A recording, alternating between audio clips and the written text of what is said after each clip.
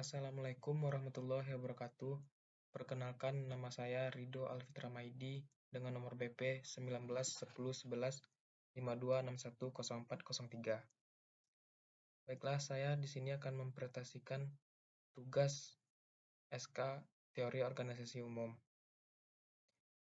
Mengelola perubahan organisasi dan inovasi. Perubahan yang direncanakan Planet Change untuk sistematik mendesain ulang suatu organisasi dengan cara yang akan membantunya melakukan adaptasi pada perubahan yang terjadi pada lingkungan eksternal atau mencapai sasaran baru. Program perubahan diperlukan masa kini karena pergeseran dalam waktu hubungan yang terjadi di seluruh dunia karena teknologi pemrosesan informasi canggih. Model proses perubahan. Analisis kekuatan lapangan menurut teori kekuatan di lapangan dari Kurt Lewin.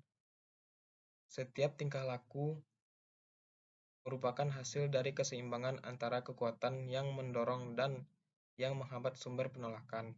Kekuatan yang menghambat adalah kekuatan yang mempertahankan sebuah organisasi tetap stabil merupakan kekuatan yang diperhatikan, karena mewakili kekuatan menghambat potensial untuk perubahan yang direncanakan.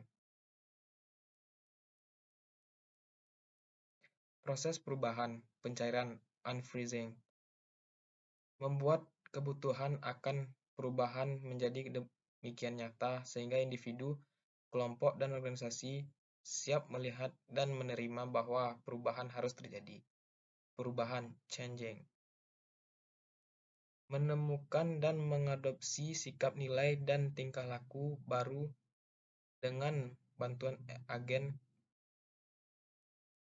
perubahan terlatih yang memimpin individu, kelompok, dan organisasi melewati proses tersebut. Pemantapan, refreshing, transformasi pola tingkah laku baru menjadi normal lewat penguatan dan dukungan mekanisme.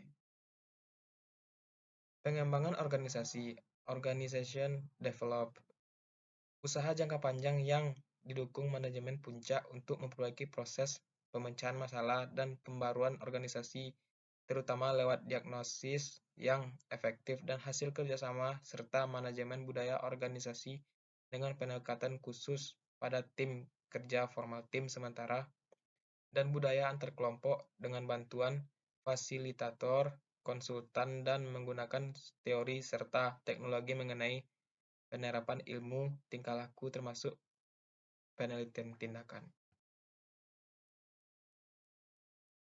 Proses pemecahan masalah yang mengacu pada metode organisasi menghadapi ancaman dan peluang dalam lingkungannya.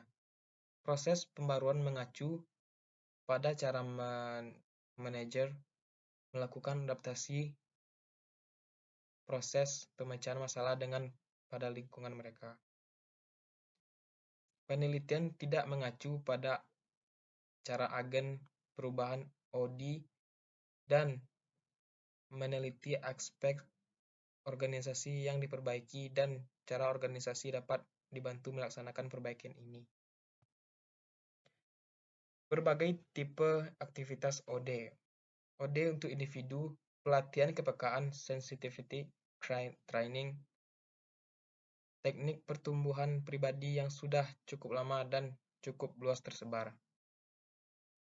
Dalam training group, setiap 10 peserta dibimbing oleh seorang pemimpin terlatih untuk meningkatkan kepekaan dan keterampilan mereka dalam menangani hubungan antar manusia. OD untuk 2 orang atau 3 orang. Analisa transaksional pendekatan untuk memperbaiki efektivitas antar pribadi kadang-kadang dipergunakan dalam usaha pengembangan organisasi yang memusatkan perhatian pada gaya dan isi komunikasi. OD untuk tim atau kelompok. Konsultasi proses, suatu teknik yang dipergunakan oleh konsultan untuk membantu anggota organisasi memahami dan mengubah cara mereka bekerja sama. Pembinaan tim, suatu metode untuk memperbaiki efektivitas organisasi pada tingkat tim dengan mendiagnosis hambatan prestasi tim dan memperbaiki hubungan antar tim serta menyelesaikan tugas. OD. OD untuk hubungan antar kelompok.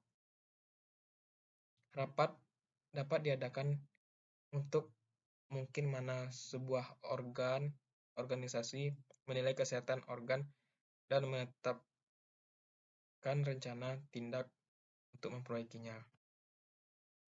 Penilaian kinerja. Dari jumlah penilaian tersebut, akan diketahui bahwa seorang karyawan tingkat prestasinya sangat baik, normal, kurang memuaskan, tidak memuaskan, atau dengan ungkapan lain, tingkat prestasi amat baik, semisalnya dengan angka. Konflik organisasi. Munculnya konflik dalam organisasi tidak selalu bersifat negatif.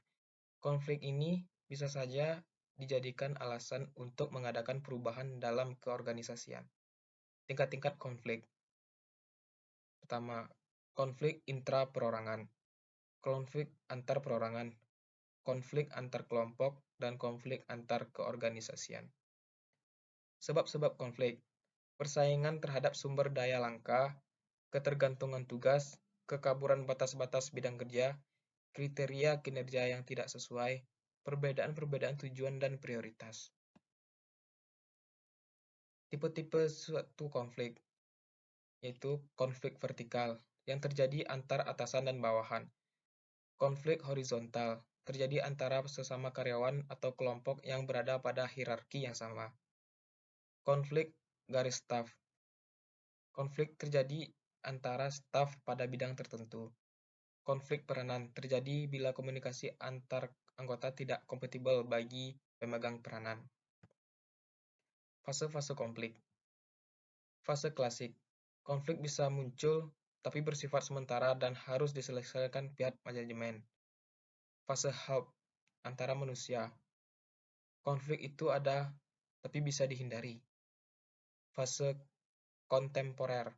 Konflik adalah hal yang tidak dapat dihindari dalam kehidupan organisasi. Konflik mirip kenyataan hidup yang harus dipahami dan bukan ditentang. Metode penyelesaian konflik. Dominasi dan penekanan, kompromi, dan pemecahan masalah integratif. Contoh konflik di perusahaan.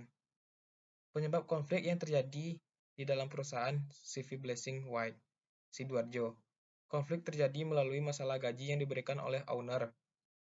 Konflik yang timbul karena gaji itu disebabkan total penerimaan pendapatan berbeda antara manajemen operasional dengan total penerimaan pendapatan yang diterima manajemen administrasi, di mana manajemen administrasi mendapat tambahan bonus. Jenis situasi konflik yang terjadi pada perusahaan CV Blessing White merupakan konflik yang terjadi antara manajemen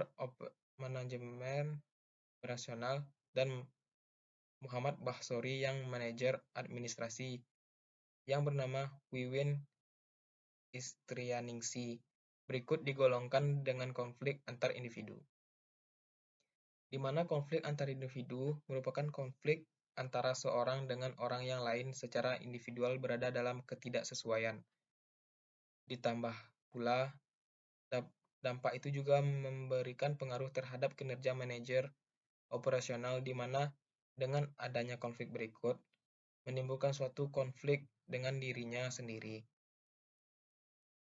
Melalui realita berikut dapat disimpulkan bahwa konflik ini juga merupakan suatu situasi konflik yang terjadi di dalam individu, yaitu konflik peranan, di mana konflik peranan memiliki makna bahwa suatu konflik yang dialami secara individual oleh seseorang tentang posisi tertentu yang didudukinya.